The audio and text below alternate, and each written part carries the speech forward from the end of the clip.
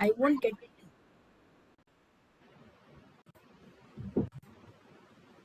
get too much into the calculation part of it, but just one sec, let me just open a couple of windows. Just one sec.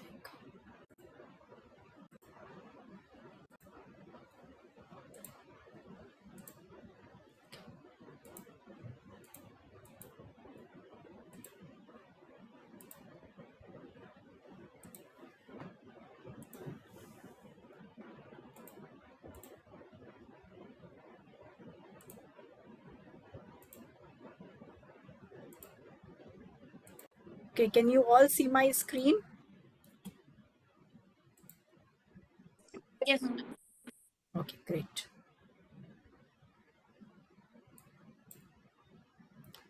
So today we'll get on to something like, we did ANOVA last time, remember? Okay.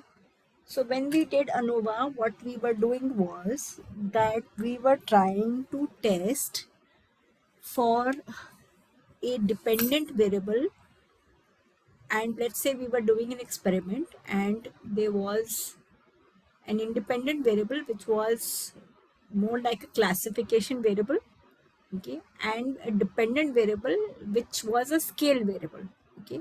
So basically we were trying to see whether in terms of the results, okay, whether the means between the groups was, the variance between the variance between the groups was more than the difference between the within the groups, okay. So if the difference between the groups was more than the difference within the groups, okay, then you could possibly say that there is a significant difference between the three experiments, okay. And then you would do a post hoc test to really find out in terms of what differences that they are in the groups or in the experiments, okay. And you could do one factor, right? So when you did a one-way ANOVA, okay, you used one factor, and you could also use a two-way ANOVA whereby you could use two particular factors, right? So for example, if you had gender, okay, so let's say you divide it into gender, okay, and then you would try and see whether across genders the experiments differ, or it could be age groups or anything. I mean, you could basically do, divide it in any way that you wanted, okay. Now I am coming around to another set of experimental designs, okay, and this is especially important in medical sciences because when you design experiments you have to sort of look, because there is going to be variation between the subjects that you choose, okay. So the last time, what we did was that, okay, fine, I had an experimental, I had a group of people, okay. So randomly, let's say I had three experiments, A, B and C. So I took a group of people, okay, and I randomly divided into between three experiments like A, B and C. And then I want to see whether the differences, whether in terms of the three experiments there was any difference, right? So obviously it was, I did randomize, okay. So I chose a random set of people, okay. Now let us assume that you know these people would also, there are some extraneous variables, okay, which you wanted to control, okay, and therefore there could be differences in age, okay, and you wanted to sort of control for these extraneous variables because possibly because of these extraneous factors the results could possibly vary, right? So even if you do the randomization, right, it could be quite possible that in one particular experiment you would have people with let's say more ages. In one particular group you may have younger lot of people. So in that case you may want to sort of do some sort of a blocking factor that we do, right? So this is something called a randomized block design, okay. So what we are basically doing is that we, in an experimental design, right, we try and arrange how the experimental units are arranged or grouped. Okay, at the end of the, maybe I can actually explain. I will just go through the slide and then I will show you a video, which you will probably be able to understand a little better in terms of how this is, how this really works. Okay, so there is a complete randomized experiment and then there is a blocking factor. Okay, so it says that, look, when you have a data set, okay, you could, like, it is actually a gold mine, but if you design your experiment, then possibly you will get much better results. Okay, so this is just, I mean, put in a quote out here. Okay, okay, now here is something called experimental error. Okay, now when people are assigned the same treatment and under the same experimental conditions, okay, now there can be some experimental error. Okay, now what are the kinds of experimental error that you can have? Okay, number one, in the experimental units, there are inherent differences in the experimental units before they receive treatment. That is one. Okay, in terms of the devices that record the measurements, there could be variation in that. Okay, there could be variation in applying or setting the experiments or the treatments, and there may be some extraneous factors other than the treatments which also affect the response, right? So these can be, any kind of these variations can be there, and because of this you can have something called experimental error. And to control this experimental error, right, we can try and uh, you know design the experiment in such a way that our experimental error is as low as possible, right? So what we do is something like, there is something called blocking of EUs, okay, experimental units, which is blocking basically decreases MSC. Okay, so when you are looking at uh, when you are comparing apples to apples and oranges to oranges, right, and you give an experiment, and let's say you have, when you have a careful set that, okay, this is apples and this is oranges, and you give, a set of treatments to both of them, and then you try and compare, then it is easier to compare. But if you have experimental units which are kind of mixed, then you don't know whether the effect is because of the treatment or because there is variation between the experimental units. So the idea is that you need to control for the variation, and that variation can be controlled by your experimental design. Okay, so so the idea is that in this case, when we were doing ANOVA, we used only one factor. Okay, or at best we were using two factors, right? Sometimes you can use three factors also, but the more the number of factors that you use in ANOVAs, it becomes a little difficult. So what you need to do is some sort of a, use some sort of a block kind of a model, whereby you define, you kind of look at the kind of variables, you divide into blocks, where within the block it is homogeneous but genus, but among different blocks it is going to be heterogeneous. Okay, so let me just okay uh, let me just show you the video first, and then probably you will be able to understand better. Okay,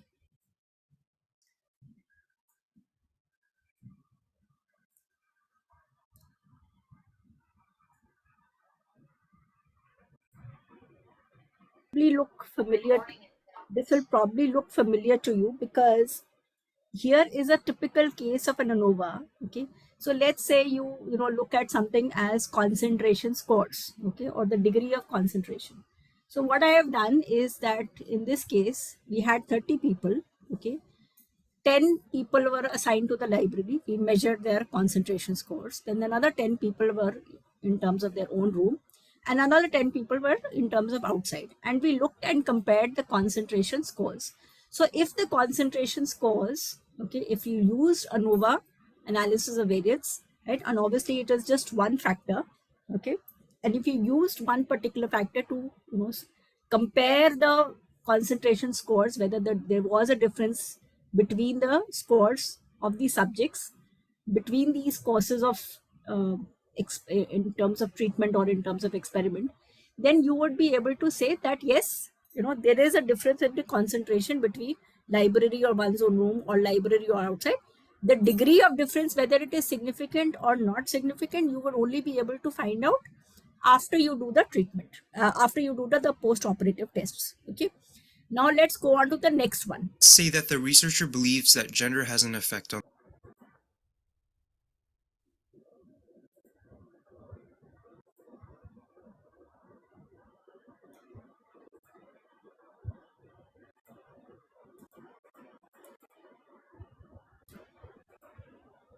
Ma'am, we can't get.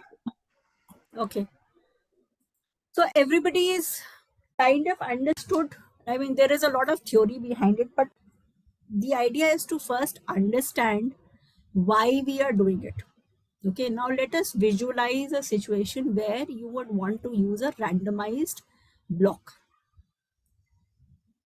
Let's say you wanted to you had different age groups, okay, and you wanted to see whether your treatment, okay, you had 3 courses of treatment, and let's say you had 5 age groups. Okay, now in this case, right, what you would do is, instead of, you would otherwise, if you had just used a simple ANOVA, you would have just randomly selected people from a amorphous group of ages, and you would have randomly, divided among the three groups. But in this case, what you are doing is, first you would divide into different pools of ages. So let's say you have 19 to 29, then 30 to 39, then 40 to 49, then 50 to 59. Okay, so let's say you had these age blocks, and you had 3 courses of treatment. So what you would do is, because you would, typically you would say that the characteristics of people in a particular age group are likely to be similar, whereas they are likely to be different across age groups, and that age is a significant cause for variation, right? If you do believe that age can be a significant cause for variation, then that blocking makes sense. If age does not seem to be a cause for variation, then you would probably not use a block.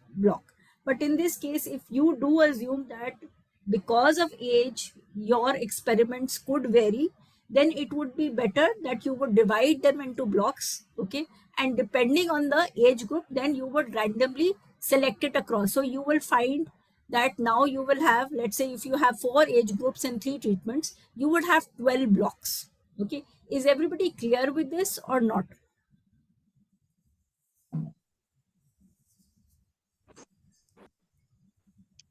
Hello, ma'am. Everybody clear with this? Yes, ma'am. Ma'am, I have one query, ma'am. Yeah. Ma'am, instead of doing that blocking prior to the trial, so if we can do the randomization in a routine way, and if we can make that blocking as a subgroup kind of analysis, will it be the same thing, or both are different, ma'am? So see, in any case, whenever you are doing any analysis, you would do randomization. Okay, now ma'am. the idea of doing randomization is that at any point of time, you should not have something which is because you would, when you are trying to compare, the experimental to control group, you would always want that the groups are similar. Now I can't possibly say that randomization will always achieve the results, but it is hoped that if you randomly select units, okay, across experimental and control groups, then the both groups are going to be somewhat similar, okay, in terms of their background characteristics, and there you can possibly compare them. Okay, but here in this case, what you are saying is that you do the treatment and then you divide it by the characteristics of the group. Is that what you are saying? Yes, ma'am. Do the trial, do the experiment. Then later during analysis, we can segregate them based on their characteristics, like what you said about age or maybe a gender like that, ma'am. Yeah, but the results are not likely to be the same, because here what you are going to do is then you would first divide. Suppose if you were to really believe that, let's say, gender or age is going to be a significant source of variation. See, one, you would do analysis that whether, okay, fine, after the experiment, okay, you kind of said that, okay, the differences, there were differences among gender or groups, okay. But if you really wanted to isolate how much is the effect due to the treatment and how much is it because of age, and whether there is an interaction between the two, then in that case, a randomized block is going to be much better. So you would divide them into whatever pools, and then based on the pools, and then you would select. But only if you do believe that this can lead to confounding. Does that answer your question? Yes, ma'am. Yeah, ma'am. Good, ma'am. Thank you, ma'am. Okay.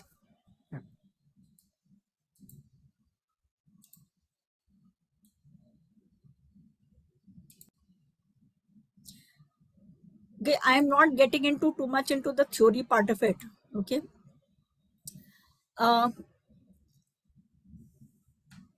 Basically, what you are trying to do is, from this is that you take, when you take a completely randomized design, that is a simple thing, is that you take a sample, okay, and the results of one sample do not affect other samples, right? And the mean and the variance of the populations from where you have collected the samples is respectively mu and n, and they are like the population variance between the two samples is roughly is is uh, is the same, okay. So the population, right, it should not, the random error due to the population should not be there, okay. So I don't want to get into the theory part, because this gets into a lot of statistical stuff which I don't want to get into, but let's look at this only, okay. For example, now let's look at this example. A scientist was interested in the use of three chemicals and water on their effectiveness in extracting sulfur from Florida soils. The chemicals of interest are, so now you look at that, these are the chemicals that are there, okay.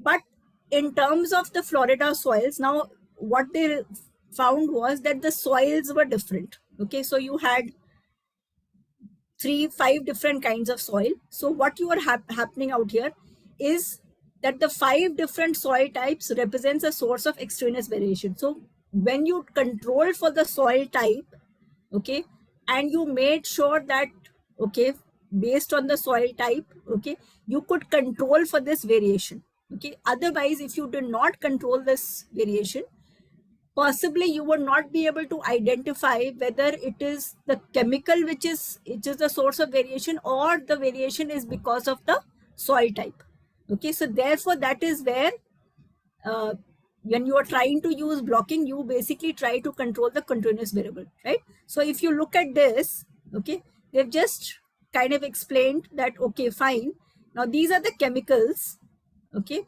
but these are the different soils, okay. Now you can see that in terms of, it in terms of the among the soils, okay, because you are saying one group, two groups, three groups, so you can see that the relatively performance in terms of the chemicals is the same across different soils. So the soil is not resulting in a source of variation. So if you actually draw this graphical variation, okay, there is a difference across soils, but the pattern is the same, okay. So if you see that in terms of the salt, the variation is the results between the chemicals is shows a similar pattern, okay. So you will see CaCl2 is dropping down, NH4 is, you can see it's going up, then again you go to CaH2P04, it comes down, and H2O again it comes down. So the overall nature of the chemicals differ, but in terms of the soil, it is across the soil. So this is where you want to be absolutely sure that whether the difference is due to the chemicals or whether the difference is because of the soil type, okay. Okay, so here is let me just explain out here. Okay, now examples of typical blocking factors are, right, for example, in soil it could be nutrient variable, right? For example, in greenhouse it could be orientation sign, it could be tree. In a person it could be gender, age, social dominance. So any of these could be blocking factors. Okay, now here is what we are doing out here. So example, here is, this is what you had, this is a moisture gradient. I'm just giving you an example. Okay, now here you have a temperament and you have these treatment effects. Okay, now this is, you can't really isolate out here in terms of the moisture gradient, because the treatment and the moisture gradient, because you have different treatments and the moisture gradient, you can't really distinguish. But on the same hand, if I do this, okay, what I have done out here is I have made 4 blocks of moisture gradient, and I have ensured that across the moisture gradient, then each of the moisture gradients, then I am giving treatment. So then that becomes consistent. Okay, so this becomes a more homogeneous effect. Now the block effect removes the moisture effect, and therefore it is now become a fair comparison among treatments. Now this is what blocking does.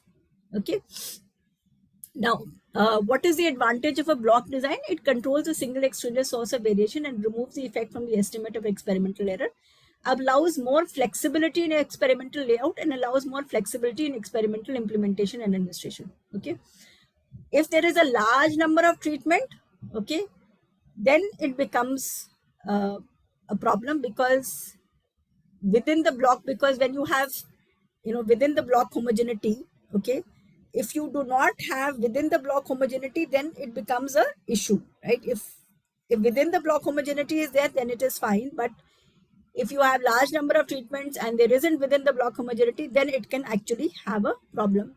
Okay, and if there is an interaction, source of interaction between the block factor and the treatment, then it becomes again difficult to identify. Okay, let's not get into this. Okay, now let's just look at this particular example. Okay, there are 3 patients in each of the 5 groups which are selected to participate in the experiment, and 1 patient in each group was randomly assigned to each of the teaching methods. So we had 5 age groups and there were 3 teaching methods. Okay, so you have 3 treatments and 5 age groups. Okay, the age groups are the blocks. Okay, now these are the teaching methods and these are the blocks. Now you can see that for this is the mean. For age group, this is the mean, right? This is for 30 to 39, this is the mean. From 40, let me just look at, let's annotate. Okay, okay, so for under 20, this is the mean. 20 to 29, this is the mean. 30 to 39, this is the mean. 40 to 49, this is the mean. 50 and over, this is the mean. Okay, for teaching method, this is the mean. For B, this is the mean, and this is for C, this is the mean. This is becomes the overall mean. Okay, now if I go on to the next slide. Okay,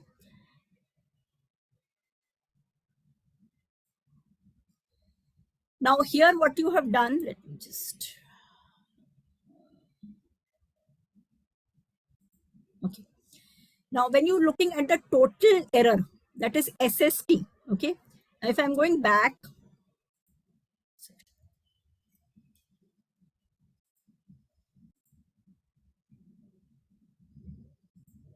okay, 7, 8, 9, 10, 11, these are my individual observation, and 10.07 was the mean of all these observations. When I look at total variation, then it will be 7 minus 10.07, right? And I will look at progressively from all the single observations, I will subtract 10.07. Then when I look at 8.67, now this is the block factor. Okay, again, I'm going back. What was the means of the block factor? 8.67, 9, 10, 10.33, 12.33. Right? So these are the 5 block factors. Okay. in terms of the difference between the block factors, okay, because there were 3 treatments, okay, so it's multiplied by 3, 8.67, 9, and so on. So this is the difference between the block factors. Then in terms of the treatment, okay, again I'm going back.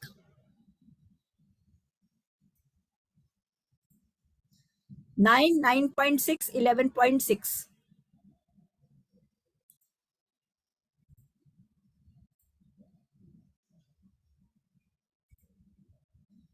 9, 9.6, 11.6. Again, the difference square and then multiplied by 5.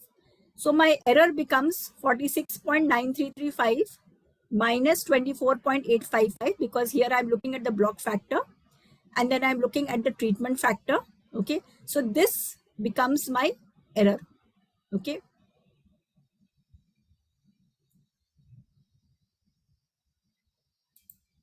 Okay. So here I am looking at, now I'm looking at my degrees of freedom out here. Okay. So my degrees of freedom is because I had 3 treatments. So n minus 1, that is 2. I had 5 blocks, 4. Okay. And residual was this, right? 2 into 4, 8. Okay. This is my degrees of freedom. I would divide the respective by this. I would get the mean square error. Okay. And then I have divided treatment by residual and I am getting my, this is my factor. Okay. Now this, if this is more than the critical value, then my treatment effect is significant. Right. So since our computed variance ratio 20.91 is greater than 4.46, which is a critical value, we reject the null hypothesis of no treatment effects on the assumption that such a VR reflects the fact that the only 2 samples are not estimating the same quantity. Right? Everybody is okay with this?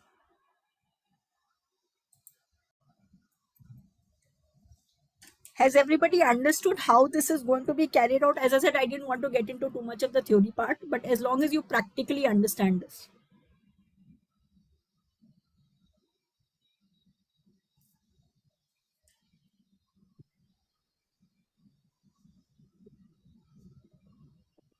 Vinti, please Everybody, move forward. everybody is very silent. Please move forward, Vinti. Yeah.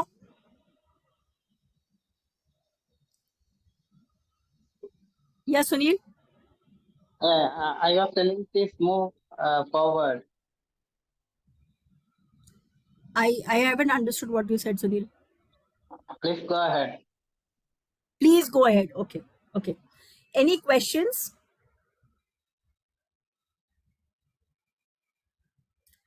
Should we do another example in JASP to, really see what it is? Yeah, I think that would be good. Okay. So I am going to again do the two-way ANOVA. Okay. I'm going to use the same. Okay. And let's say I am going to open. Okay. And I am going to,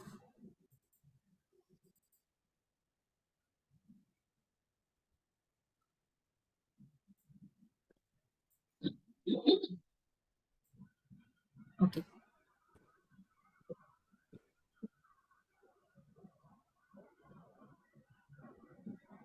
So if you look at this data set, The screen is not I visible, can't ma'am. see anything. okay, one Vinti. sec, okay, one sec, one sec. Okay, share screen. Share screen. Can you see my screen? Yes, yes. Okay. Yes, yes. So just let's look at this data set. Okay. So you can see that I have one dependent variable. Okay. Then you can see that there are 3 age groups. Okay. And then there is occupation A, B, and C.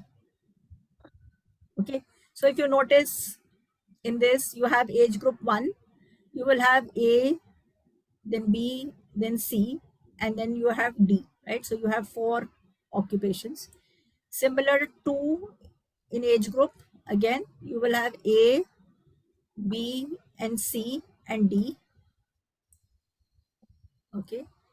And again, 3. Okay. Again, you have A, B, C, and D. Right?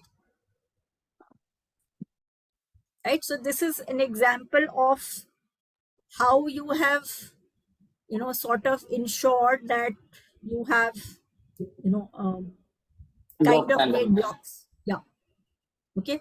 So I am going to use an ANOVA. Okay. But I am going to use, okay, in this case, my dependent variable is BC. Now I have two factors.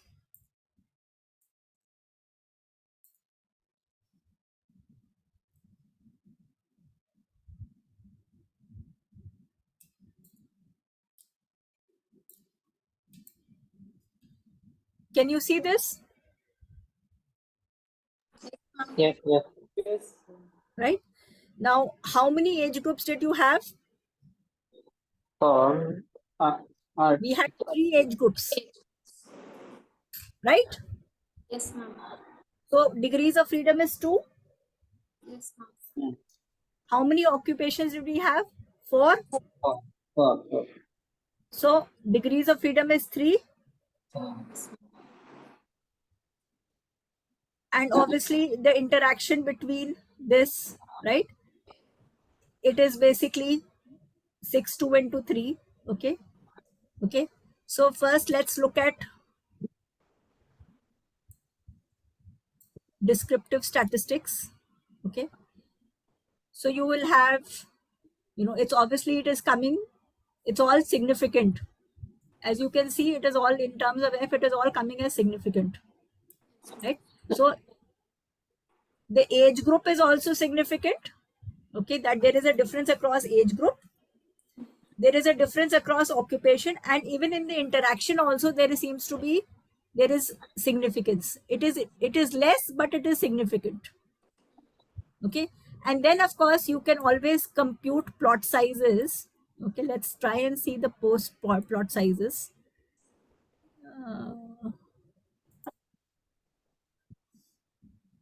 Okay, let's see age group.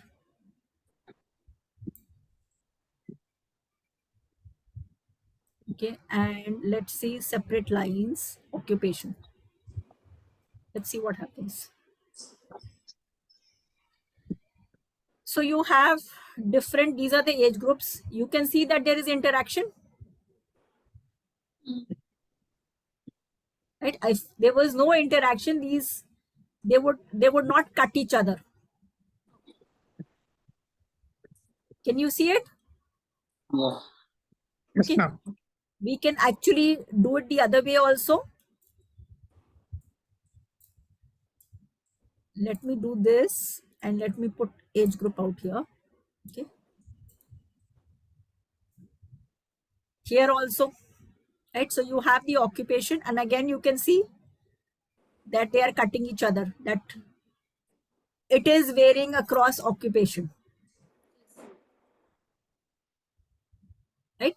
And then of course you can have the descriptives out here, and you would basically be able to compare that, okay, age group 1, A, B, and C, right? You would compare the mean, and it will tell you exactly where which is significant. You can actually look at post hoc tests. Okay, and for example, I would look at all these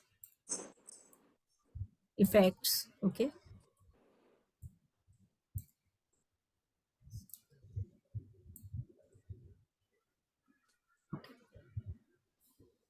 so in my post hoc tests, okay, it is telling me in terms of age group. Okay, there is a difference which is significant. Okay, so it is telling me that 1 and 2, okay, this is significant, right? Then again here also it will exactly tell me, right, which is in terms of my t-test which is significant.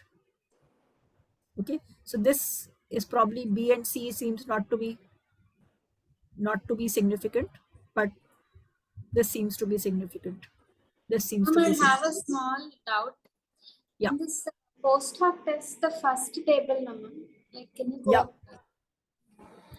So there is, I'll tell you what, there is this 2K test. Basically what it does, okay, is basically it divides, because the more number of factors you have, it divides it across, it gives a smaller value. Okay, then it divides the critical value by the number of factors. Okay, so for example, if you have t out here, it divides it approximately by n minus 1 or something, right? So that's what it does. So this is a more refined measure. So if you go and read the literature in Daniel and Craig, you will exactly understand where it is. There is a Bonferroni correction also that happens. Let me just look at that. My doubt is in that first table, post hoc comparisons age groups, Yeah. even though the p-value is less than 0.01, the mean difference is only -1, no, ma'am. Okay. That means, so should we consider that it is not because the value is so less, there is like. So see the t test, the mean difference. Okay, now the t is obviously significant, and you can see this is less than 0.001. Okay, now when I said p value, it is taking the 2p value, which is a more refined measure, which is slightly more it's a higher barrier, let's say. Okay. Okay, because as I said, because of the number of factors, okay, it kind of adjusts the t value. Okay, so you will have to read a little bit of literature on that, but this is what it says. That is why it says P2K. I can take you through the literature on this, but it is also in Daniel Craig if you go and read it.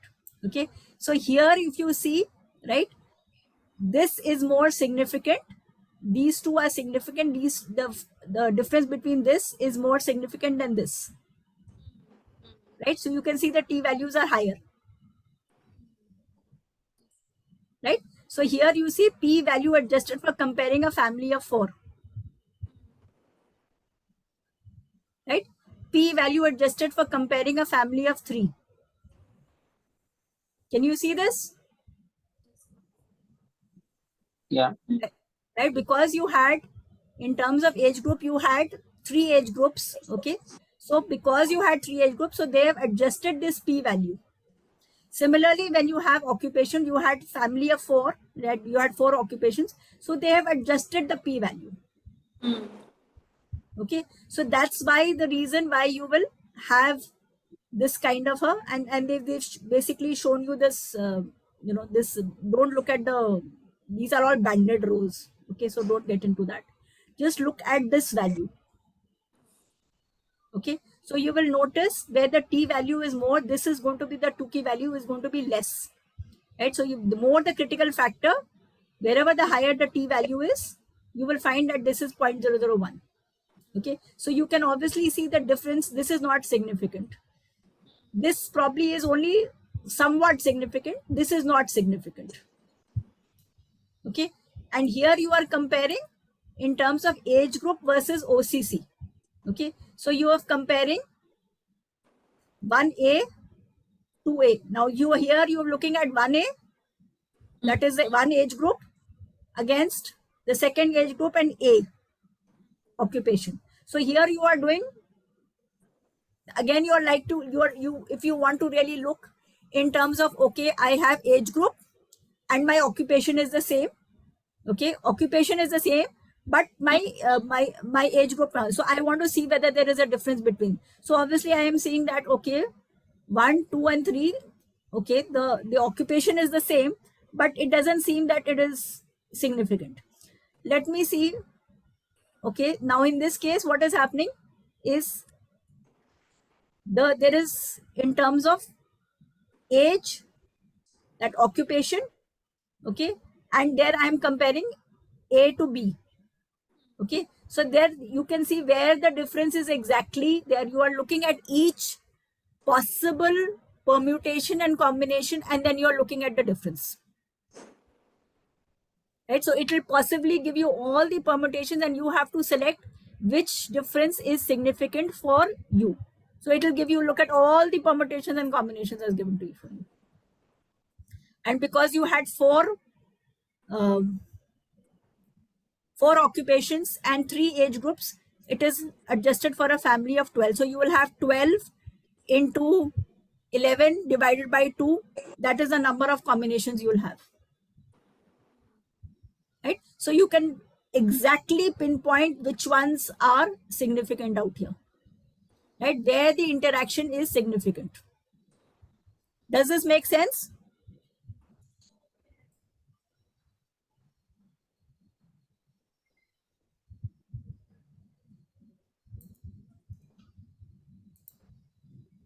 Homogeneity sets. Anybody has any questions to ask?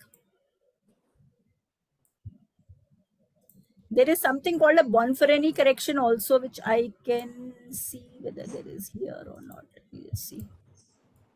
Okay, there is a Bonferroni correction also. Okay.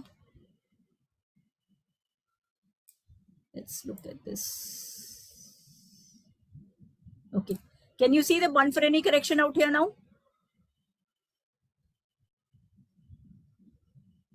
Everybody? No. Next to the P2K, you can see the p-value of the Bonferroni also. No.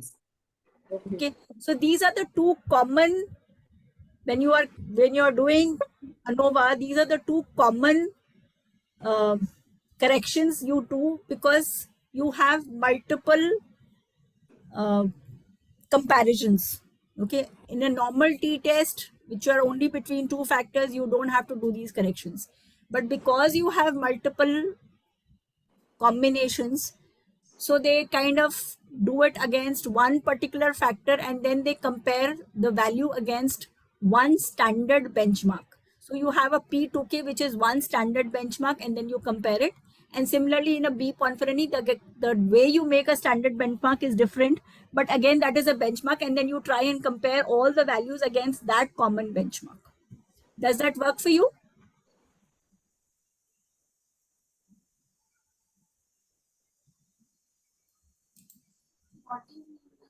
Okay, let me just compare. Let me just put it in this manner. In a normal t-test, you are only comparing 2 factors. Okay. So fine, I can compare A and B, very simple. Okay. Now when I have, let's say, multiple factors, okay, I have A, B, C, D, E, F, G, H, I. Okay. Now when I compare A to B, then B to C, then D to E, right? It becomes difficult to see, because if I am going to compare individually, what I would rather do is look for a common factor, and then I compare that whatever differences against that benchmark. So it becomes easier for me to put on a common platform to see whether the difference between A and B is significant, B and C is significant, D and E is significant against a common benchmark. So that common benchmark is basically either the p-value, which is computed using the 2Ks method, or the p-value, which is computed using the Bonferroni correction. Does that now work for you guys?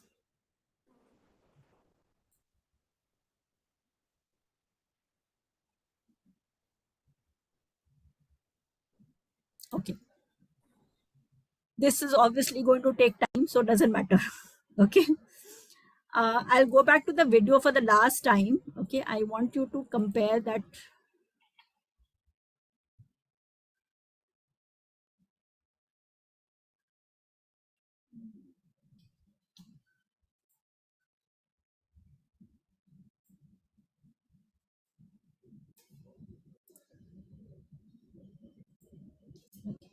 Can you see my screen? No, ma'am.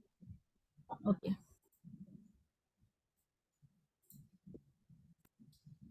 Can you see my screen? Yes. Now, this is the last comparison. comparing two treatments. Okay. So in all these cases, okay,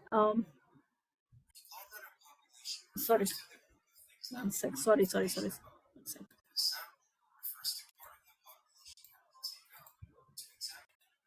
Okay.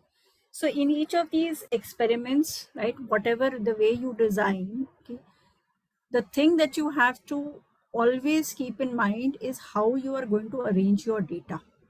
It's very important is that whenever you decide whatever type of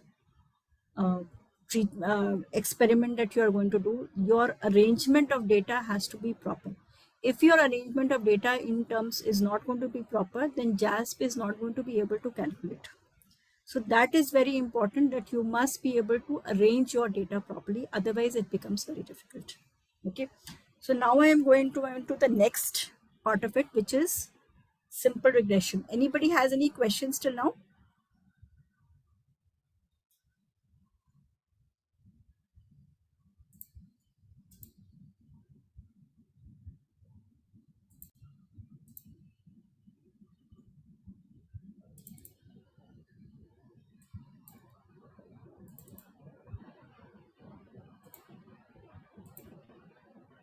Okay. How many of you have ever done correlation or regression ever?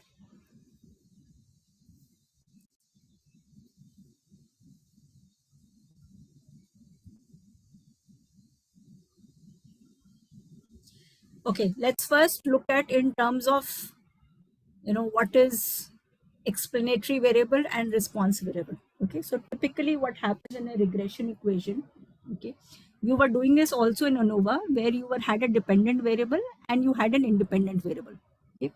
In a simple linear regression is what you are assuming is that the relationship between the dependent variable and the independent variable is linear. It is not curvilinear, it is not quadrilinear, it is linear, which means you can always say that if you increase 1 unit of independent variable, this much effect will happen on the dependent variable. So you can, in incremental units, increase something and it will follow a linear response to the independent variable. Now, always remember that there is a particular terminology that we use. Okay. So you can either explanatory variables are either known as is always denoted by X and a response variable is always denoted by Y. You can say independent variable, you can say dependent variable, you can say factor as explanatory variable, you can say outcome as response variable. You can use it as a treatment, you can use the term as treatment, and then you can use the word response. Similarly, exposure and then disease. So these are some of the common terminology that you normally use for linear regression. Okay. There is no difference in such as in terms of linear regression and multiple regression, except that what happens is that you may have more than one explanatory variable in multiple regression and the assumptions may be slightly different that, and there will be more possible tests that you have, and sometimes the shape or the structure or the, let's say, the definition of whatever model you are using has to be carefully selected. Okay, so you will have to test the model multiple times to see whether that model really works or not works, whether the variables are significant, whether there is interaction between the variables. So all of that needs to be looked at. Okay.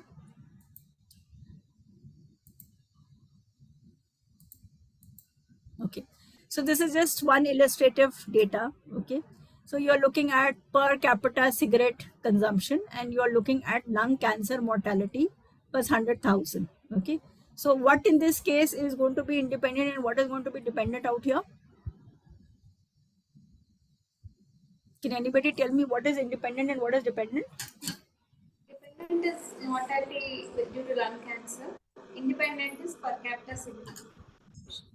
Per cap, yeah, absolutely right. So dependent is going to be lung cancer and independent variable is going to be per capita cigarette assumptions. Okay,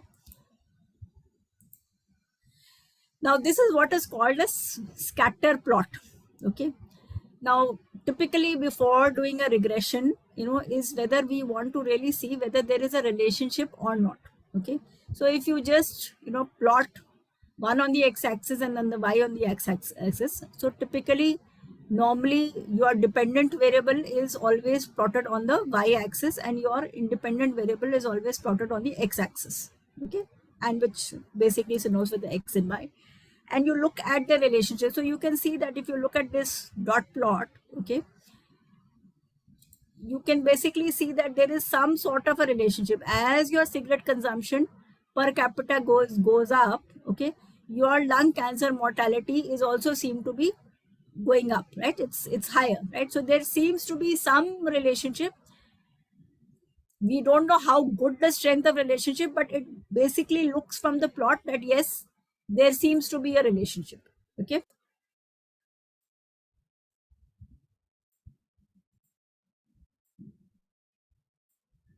Okay. So what it's saying is, what is the form, whether it is positive, negative, okay? Like, is it linear, okay? Direction, positive, negative, and outliers. Now, if you have, for example, this seems like an outlier, right? Now, normally this is like supposed to be increasing, okay? But here somehow this seems like an outlier. And if you have an outlier, it's good to possibly remove that because that will affect your relationship, okay? And you also want to see the strength of the relationship, because if the sort of dot plot is coming out somewhat close together, then it seems like it's a relationship is good. But if it's like really scattered and stuff, then the strength of the relationship may not be great. Okay. Now what you have done out here is basically draw a line of best fit. Okay, so you have tried to find what a regression does is that you draw out a relationship. You draw a line of best fit between the dependent and the independent variable, right? This is called a line of best fit.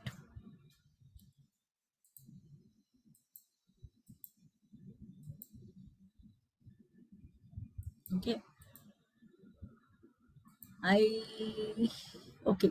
So the correlation coefficient basically measures degree to which x and y go together. Okay, and it is Carl Pearson coefficient is the most popular coefficient that we use. The always correlation will always go lowest -1 to 1, right? You can never have a correlation which is more than 1. So that's the lower and the upper bound. Okay. And if it is, it's denoted by R. If it is 0, then it means no correlation. If it is greater than 0, it's positive. If it is less than 0, it is negative correlation. Closer R is to 1 or -1, the stronger is the correlation. Okay. So this is perfect positive. This is perfect negative correlation. This is strong positive correlation. This is moderate positive correlation. This is strong negative correlation. This is moderate negative correlation, right? So these are the different shapes. When you draw a scatter plot, then you would probably be able to figure out what is the strength of the correlation that you have. Okay. Now, if you have a correlation which is greater than 7, okay, then it makes sense to do a regression. Okay. If the correlation isn't greater than 7, then it doesn't make sense to do a regression, because the strength of the correlation is very weak. Now in this case, because we are doing simple regression, you can go with a simple R. Otherwise you will have to do something like a partial correlation coefficient to actually test. Okay. If you do an SPSS, right, so you've looked at this, you can see that the correlation is 0.37. You're only having two variables, so that's why you're having 0.737. So you can see that yes, there seems to be significance. Okay, and their correlation is significant at the 0.01. It's a two-tailed correlation where you're looking at whether there is correlation is great. It's not looking at greater positive or negative. It is basically looking at a two-tailed test. Okay, whether it is saying it is significant in either direction. So it seems like that it is at the 0.01 level, it is the correlation is significant. Okay, so that's basically you can test it. Okay. Okay. Now if you square the correlation, Okay, that is r square. It is called the coefficient of determination. If you do r square, okay, it is called the coefficient of determination. So that is 0.737. So normally we say that the coefficient of determination should be at least more than 0.5. If you can explain, and what it really means is that you can say that the that 54% of the variance in lung cancer is being explained by the per capita smoking rates. So as long as more than 50% of the variation, okay, is explained by the independent factor, then you can say that your regression is going to be somewhat relevant. Otherwise, it doesn't make sense. Okay, so therefore, that is why you use a coefficient of determination. Okay. Okay, there's a couple of things that you need to look at whenever you are doing relation is, number one, you should always look at outliers, and that is why you need to draw a random scatter plot to see whether there are outliers. If you have two extreme values, then it is better to Windsorize your data, which means that you may want to take out any extreme observations which will confound your results. If the relationship is non-linear, then also simple regression is not going to work. In that case, you will have to use some other form of regression, because linear regression, so there are some assumptions that you have to test for doing linear regression, which we are not getting into, but there are some assumptions you have to test before trying out linear regression. The third issue is that just because there is a correlation does not mean, you cannot always interpret it that it causes something. There will be people who may be smoking for years and they may still not have lung cancer, right? So you can't possibly say that if you have cigarette smoking, it will definitely cause, lung cancer. It can be one of the attributive factors, but it cannot be the only causative factor. So therefore, you have to be very mindful that whenever you are using linear regression and any of the results that you are, mentioning, always say associative. It is always associative. You are only looking at that there is a degree of positive association. You can never ever say it is causation. If you want to do causation, then in that case you will probably have to do like an RCT, a control group or something of that sort before you can say that it is causative. Linear regression results are always associative. Randomness is important, because if you don't, when you sample the data, you have to be very mindful that the data that you use is randomly sampled. If you are using data which is not randomly sampled, then in that case, your data itself is faulty, and you can't really derive meaningful results out of it.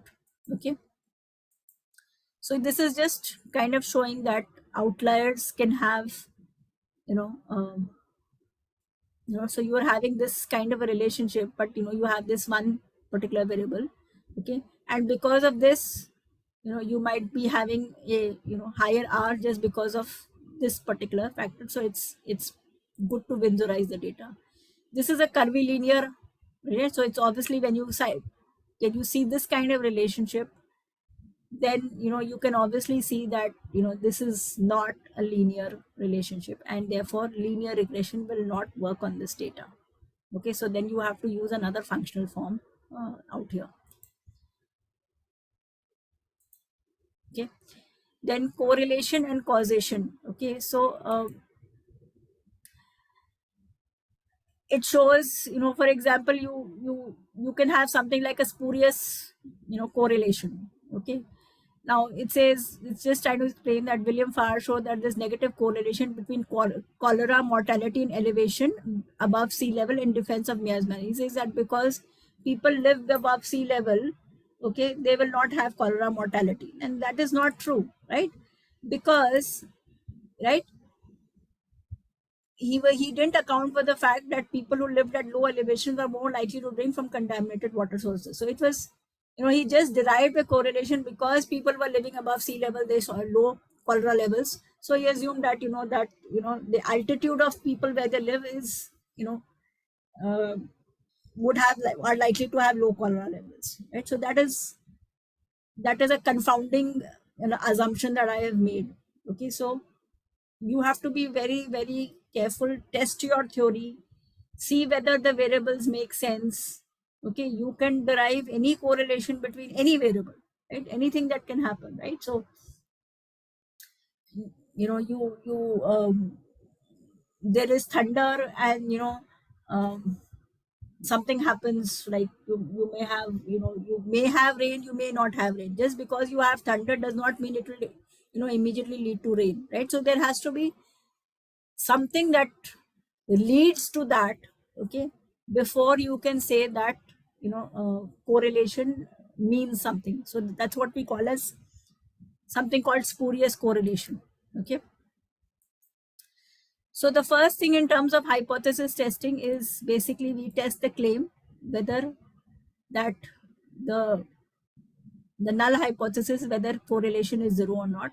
Okay, and then you basically test whether that the alternate hypothesis. So in this case, we can find that the correlation is significant. So we can reject the null hypothesis out here.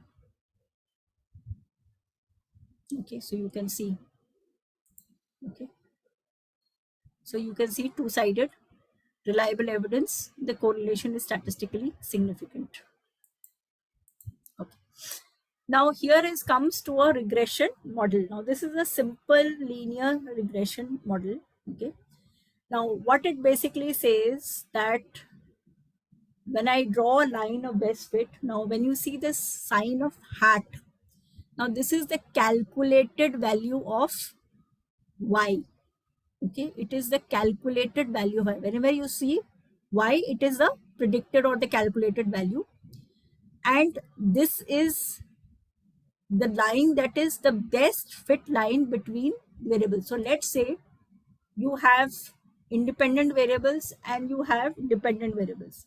Now if you try and correlate between these variables and draw a line of best fit between them, you will arrive at some particular line which best fits the observations. So for example, if I go back to this line, okay, one second.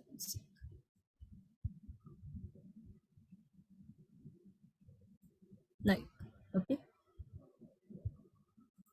so you can see that if I do this line, okay, now this line doesn't exactly fit all the observations. It's somewhere in between the observations, but it doesn't meet all the observations because you have to draw a linear relationship. So this is called the line of best fit. It won't pass through all the observations, but it will try and reflect the relationship between lung cancer mortality and cigarettes per capita as best as it can. Now, how do you choose this relationship, or how do you, basically decide the coordinates of this line is what is estimated by the regression equation.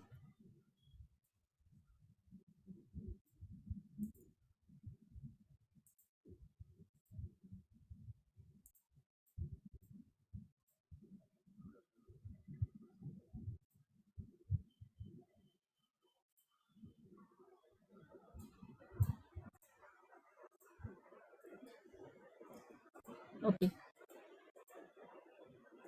So here y hat is the predictive value, a is the intercept combination, that where x is 0, okay, if there, then there is likely to be an intercept coefficient. So for example, if I was looking at price and quantity relationship, okay, that whether there is a, in terms of the price of tomatoes and the quantity that I'm going to buy of tomatoes, okay, so let's say this, obviously if the price goes up, then the quantity demanded is going to be obviously going to fall down. So this relationship between, let's say if I was saying is if I assume it was the quantity of tomatoes to be bought and x was the price, now that would be a negative relationship between the quantity because price would go up and the quantity demanded would come down. But however, even if the price was 0, okay, people would still buy, there would still be some consumption, right? And even if, it's basically saying that even if price was 0, there will be always some consumption. And obviously when there is, price would go up, okay, the quantity will come down. Okay, so therefore that intercept is also important, especially in terms of, saving, investment. Okay, so again, it depends on the functional form, but you will normally have an intercept relationship. Okay, so this B is the slope coefficient, or which is basically the relationship between y and x, and you measure the strength of that relationship by B, which is the slope. Okay, so if you see this, okay, I have x here, I have y here. Let me just use a, okay, so I have x out here, okay, I have x out here, I have y out here. Okay, now here between I would have had some lines. Based on the lines, I have devised a line. Okay, now even if x is 0, I may still have a value of y. So depending on that value, this is the intercept. Now beyond that, if x increases by 1 unit, what is the difference? If I draw a line from here, okay, so basically it will show me that, okay, if x increases by 1 unit, what is the increase in y that will happen? Okay, so B is the slope and this is that 1 unit change. Okay, so A is the intercept and B is the slope. Okay, now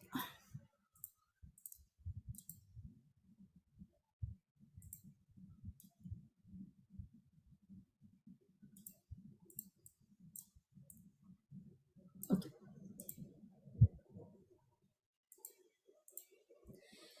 now when you have a line of this best fit, okay, now not necessarily that all the lines will follow on this path. There is going to be obviously some, difference. Okay, there is this value, you have a value, this is going to be the calculated value, but the actual value of y is going to be different. Okay, this is the actual observation. So there is a difference between the calculated value and the actual value of y, right? So this is the x value, and corresponding to x, there is this y value that is here. Let me just annotate it here. Okay, okay, this y value, right? Now this is, let's say I have, this is y1, this is y2, this is y3, this is y4, this is y5, this is y6, this is y7, this is y8. Sorry, I'm using this, I don't think there's a text one, but okay, right, this is y6. This is y9. 9. Now this, based on my calculated value, this calculated based on this x, there is going to be a calculated value of y9, which is my calculated value. There is going to be a difference between this and this. Okay, now basically the assumptions of linear regression says that the square of the difference between the calculated value and the actual value is as least as possible. Okay, let me just try and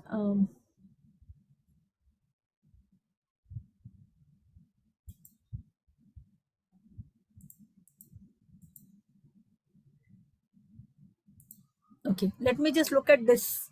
Okay, I actually picked up this thing from the book only. Okay, this diagram. So you can see the scatter diagram, and this is my equation that has come.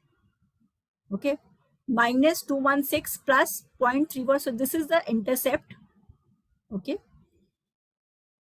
this is the intercept, and this is the slope. 3.46 is the slope. Okay, now this is because it is minus. You can see this is minus, so that is why it is starting from here. Otherwise, if it was not minus, it would have not started from here. It would have started from here. It is minus out here. That is why it's starting from here.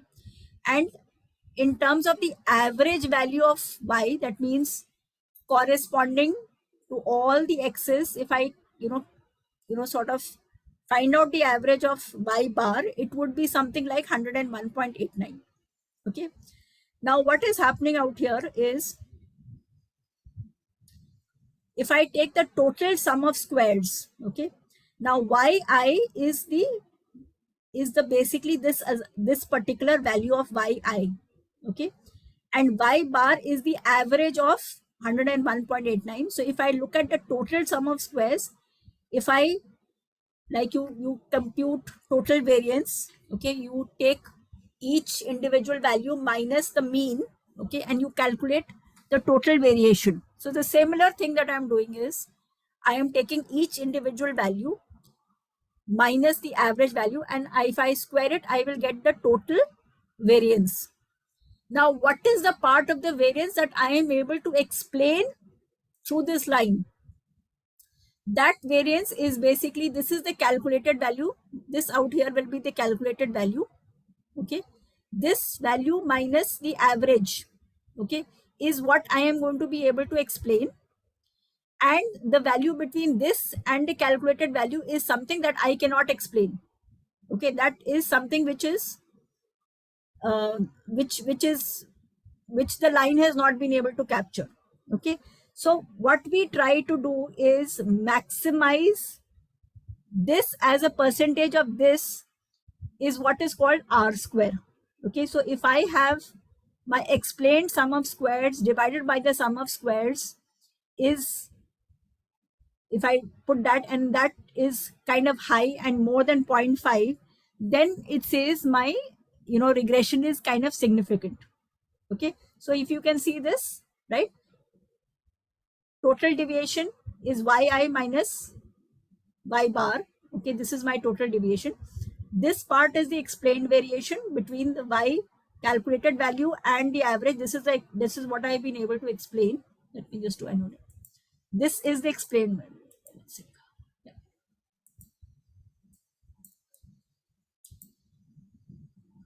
This part is this difference is what is being able to explain. This is calculated value, okay, bar minus y bar, and this yi minus the calculated value is what is unexplained, okay. So basically regression is, I want to see how much this line is able to explain the total variation in terms, I'm looking at how much is this line able to capture in terms of the total variation, okay. So the line of best fit is basically in terms of the ability of a particular regression equation being able to capture the percentage of variation that is there, okay.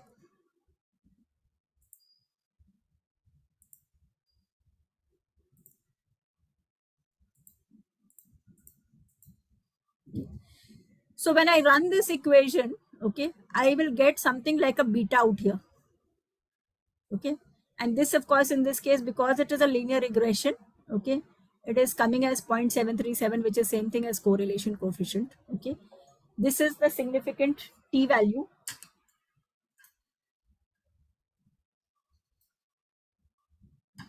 okay. This is the critical value, and this is the same way. So you can see that this is, the p value is 0.01. So relatively, you can say that this is significant, right? The intercept does not seem to be significant, but yes, this part of it does definitely seems to be significant. This slope, okay. So what you having out here is, in terms of your regression line, okay, 6.756 plus your slope is 0.02284 into x. This is your line of best fit, okay. So this is in this equation, 6.756 is your intercept, right? And for every one cigarette per capita, okay, there should be a 0.00228 increase in the lung cancer mortality per 1 lakh. Okay, this is what how you need to interpret it. Right? Okay, here they have taken 200 units. So for every increase in 200 units cigarettes per capita, there would be a 0.028 increase of lung cancer mortality per 100,000 population. Okay. Okay. I'm just going to stop out here and I'm just going to go to JASP again. Okay, just to give you a sense. Okay. Everybody can see my screen? Yes. Okay. So I am going to open a file. Okay, and I am going to go to simple regression. Okay. Now this is my data. Okay. I don't remember what these variables stand for. Okay. But this is my dependent variable and this is my independent variable. And because it is linear regression, it is basically it is only one factor. Okay.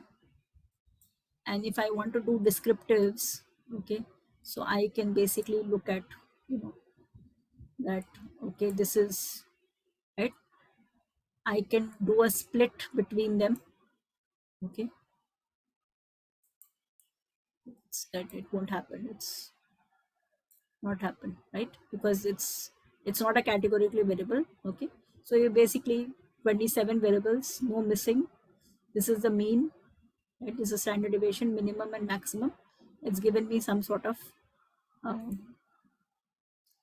know, I can basically also draw a plot, right? I can see whether there is basic plots. Okay, so let me see, it is distribution plots.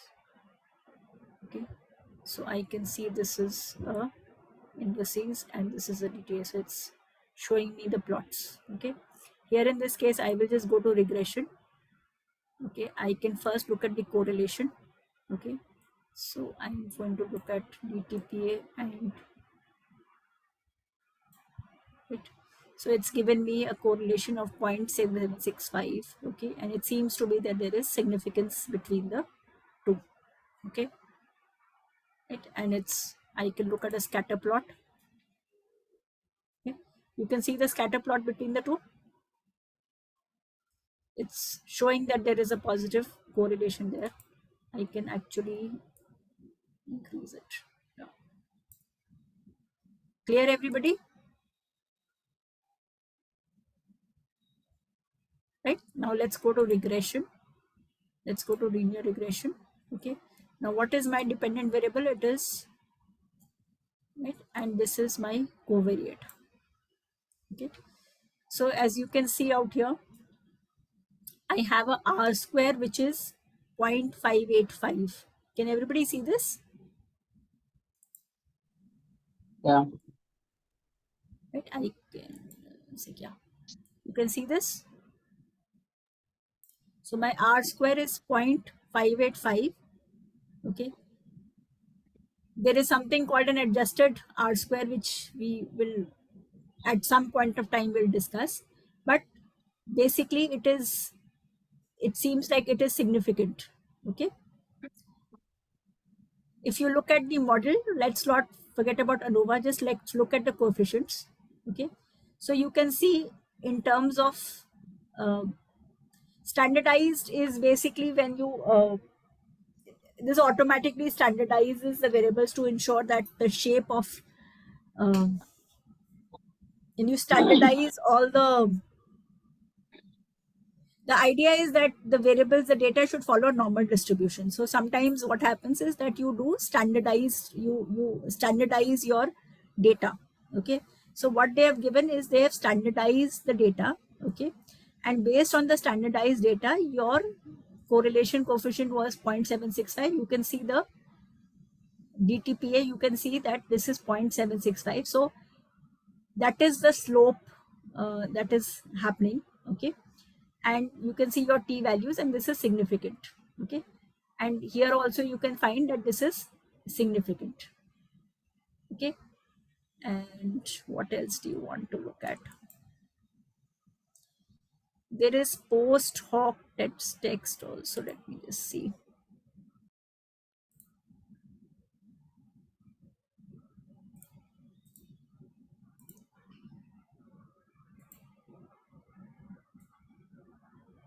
You can do confidence intervals.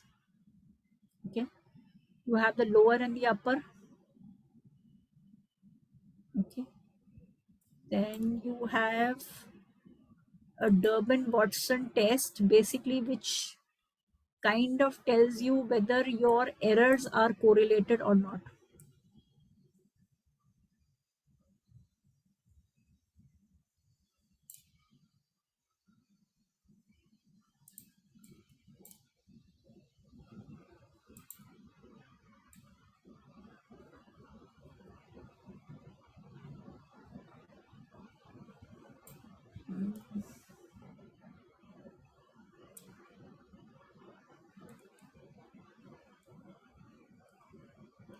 Regression plot, linear regression.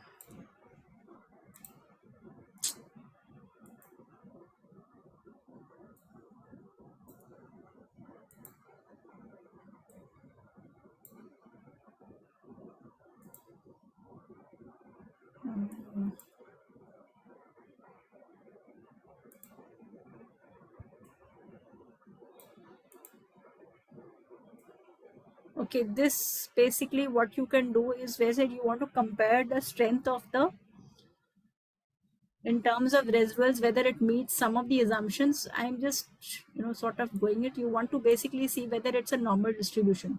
So what they say, that whatever the residuals that are there, like, when you say yi minus calculated value, okay, that is what is called the error term.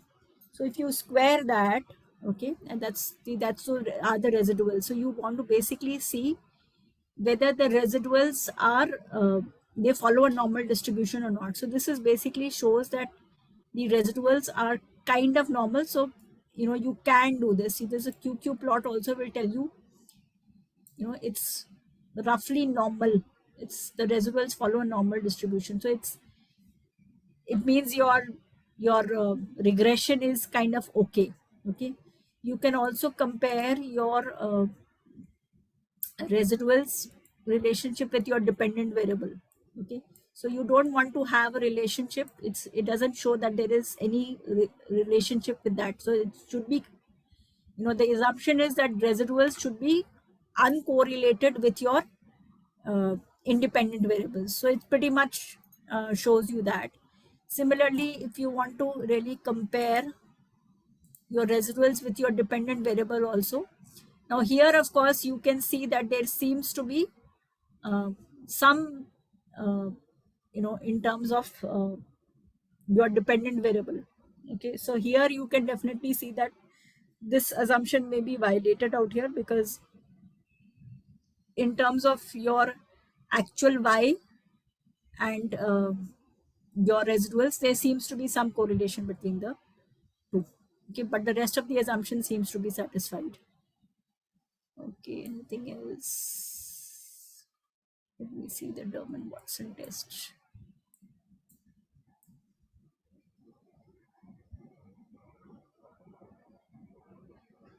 Is there anything else that I can tell you?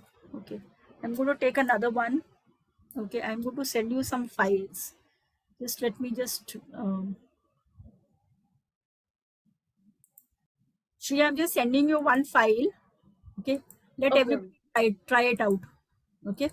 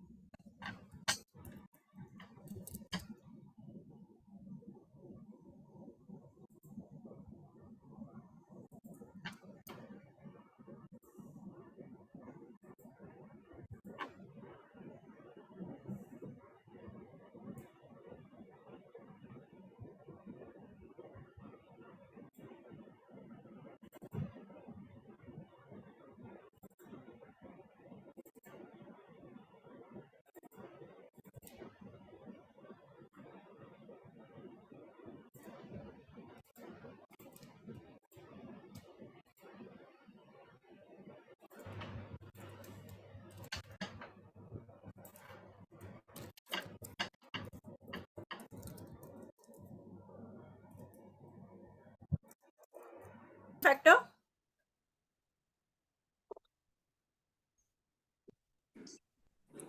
Bilirubin is dependent factor and age Okay. is independent.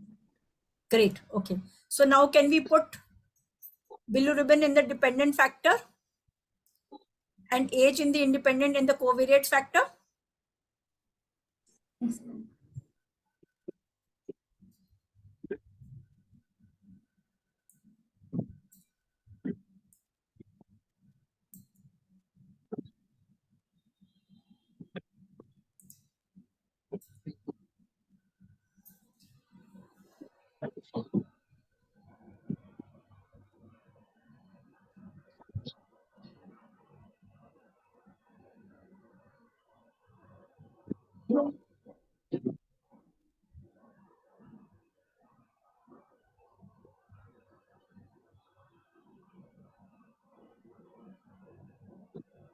So would you say that age has there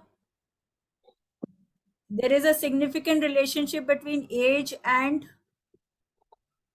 bilirubin?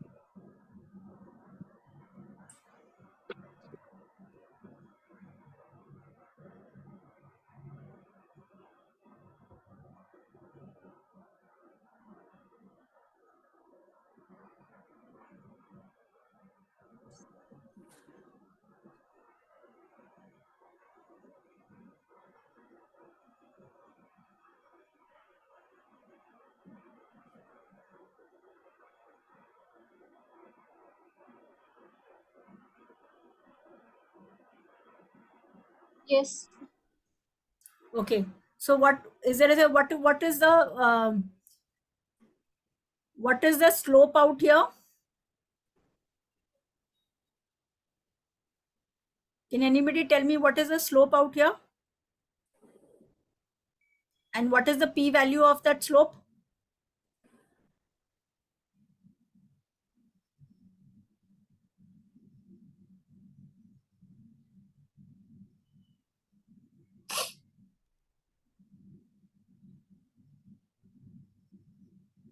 We do not know. So,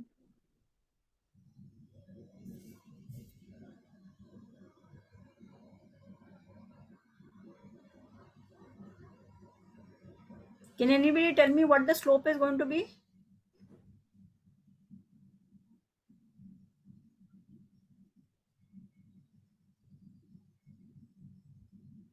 You have everybody's done it, right? Vinti, we are seeing only the tabular columns, the linear regression. Have you done the slope? Can you all see my screen? Yes. Have you done it in the same manner? Yeah. We got this. Yeah. Okay, so you've got the same model, Yeah. same results. Okay, now I'm asking you what is the correlation between the two variables? What is the value?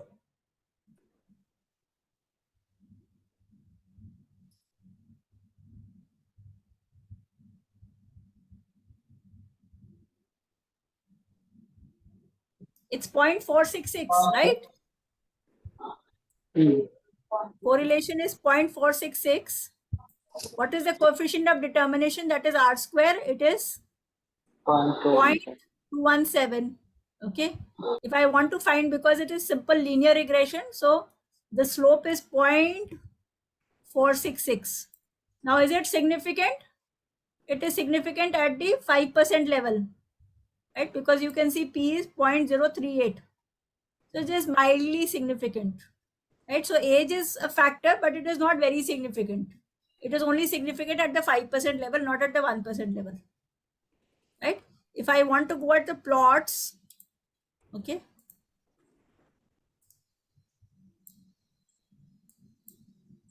I can do a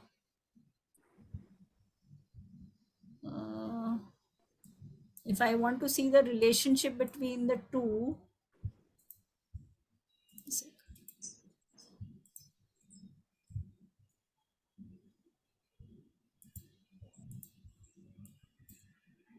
sorry.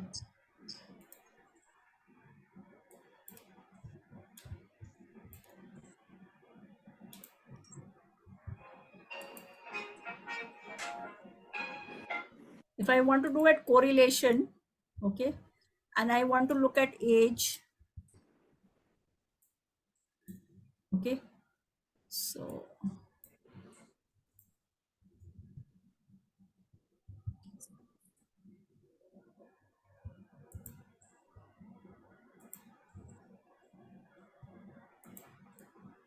sorry.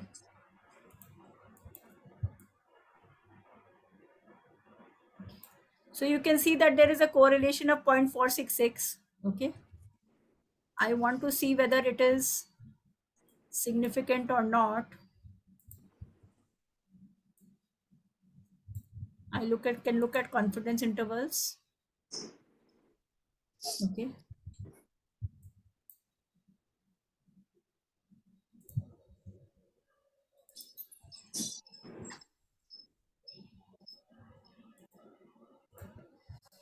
Sorry.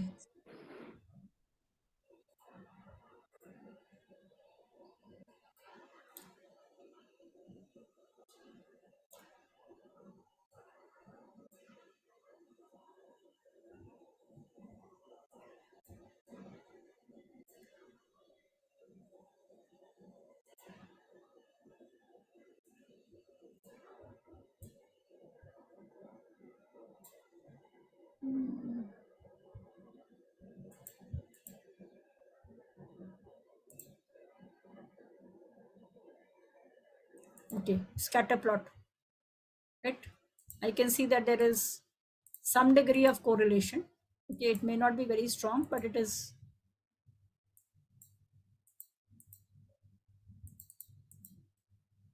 For some reason, my mouse isn't working very well. Right. So I'm going to end here. Everybody is going to be able to do this now. Yeah.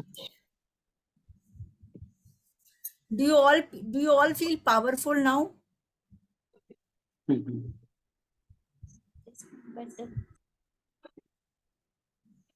The fact that you understand something and you are also able to do it in practice.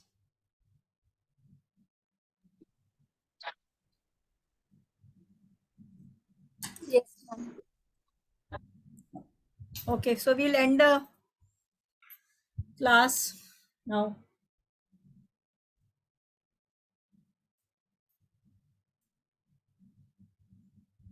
Yeah, Shreya. Thank you, Dr. Vinti. Thank you so much. So we will meet again in the next session. Till then, this is Sri Priya, Dr. Vinti and Dr. Sunilkumar signing off. See you in And the tomorrow next next time we'll do multiple regression. session. Yes. Yeah. Okay. Thank you. Thank you, everyone. Have a nice weekend. Bye-bye.